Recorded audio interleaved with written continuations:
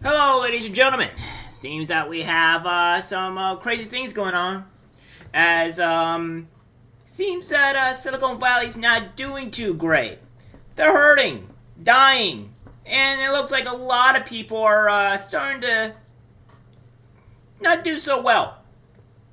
Well, we're gonna go direct to the end of this because it is a massive shift. And what I think that these people that don't have work or don't want to do anything, well, are going to suffer. The tech wreck sweeping Silicon Valley wipes out jobs, paying $12 billion amid recession. Amid recession, as Google plans to cut 12,000 roles. Oh my! Well, that can't be good. Let's read.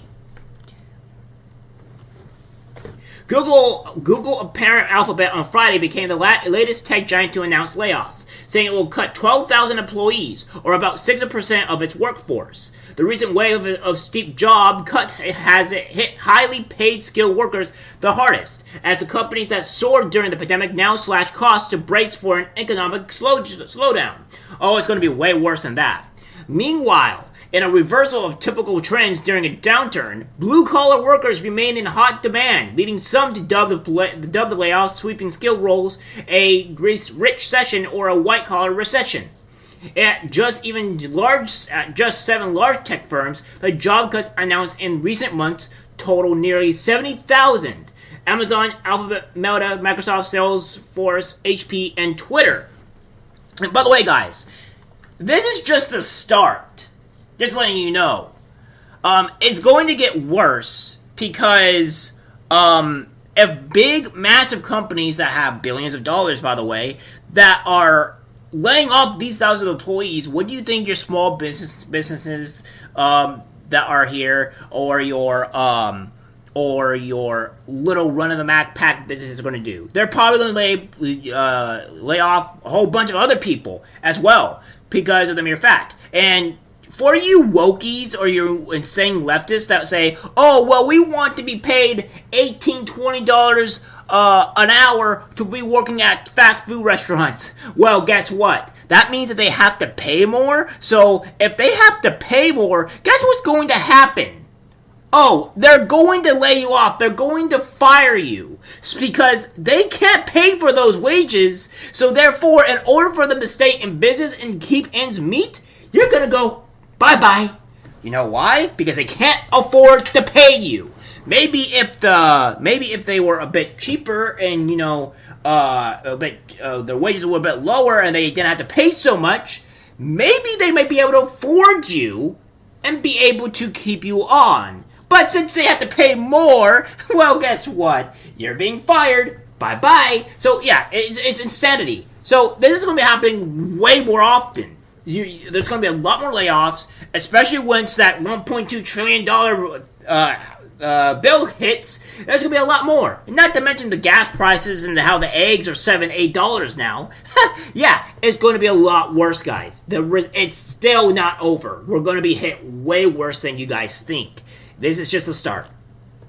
Using the median salaries reported from those companies and regulatory fillings, most of which are from 2021, DailyMail.com estimates that the combined annual salaries of the job cuts is roughly $11.95 billion.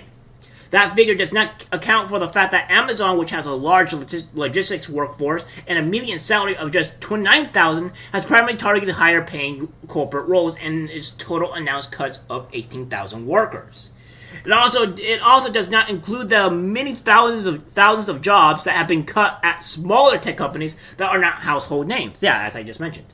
Tech-driven firms cut more than 150,000 workers last year, according to a recently released analysis from Layoffs, FYI, which tracks firings in real time through information gleaned in media and company releases. However, for laid-off tech workers, the news isn't all bad, as data show that most of them are landing new jobs relatively quickly after losing their jobs. Nearly 40% previously laid off tech workers found jobs less than a month after they began searching, ZipRecruiter found in a recent survey. Despite the widespread layoffs, hiring freezes, and cost-cutting taking place in tech, Many workers are finding reemployment remarkably quickly, Julia Pollack, chief economist and recruiter, told the Wall Street Journal. They're still the most sought-after workers with the most demand and skills, she's argued. However, reversing trends from the depths of the pandemic, blue-collar workers are also in hot demand and have seen their wages rise at a faster pace those of top earners. In November, wages for the bottom quarter of earners were up to 7.4% from a year ago, outpacing inflation, while wages for the top quarter rose just 4.8%. Although top earners started off from a much higher base, the trend illustrates how the job market has shifted to favor low-income workers, who remain sought after by employers. Goes on to say, in November, job openings in the U.S. declined slightly to 2,458,000, which represented 1.74 jobs for every unemployed person in the country. Manufacturing job openings increased by 57,000 on the month, while retail trade vacancies rose 37,000. Meanwhile, job openings dropped 75,000 in finance and insurance, and one of the industries hardest hit by higher borrowing costs, and declined 15,000 in real estate. The technology, finance, and real estate sectors have all been hard by the Federal Reserve's interest rate hikes over the past year, a move that has ended to slow inflation by cooling the economy, which will not stop it. It will, once that recession hits and the inflation really hits, it's going to be bad. And I'm telling you guys, they're saying they're getting jobs. They won't be getting those jobs for very long because they will be laid off. A lot of these workers are far left workers, are going around and not doing anything and being pretty much babysat or children. And guess what? They're just being destroyed. They will be let off because they're not going to be doing any work. It's baby daycare area. So they're not going to be getting very much work. Jobless claims, which generally serve as a proxy for layoffs, have been relatively low since the pandemic wiped out millions of jobs in the spring of 2020. Last week, jobless applications fell by 15,000 to 109,000. From 205,000 the week before, weekly jobless claims typically averaged about 250,000 before the pandemic.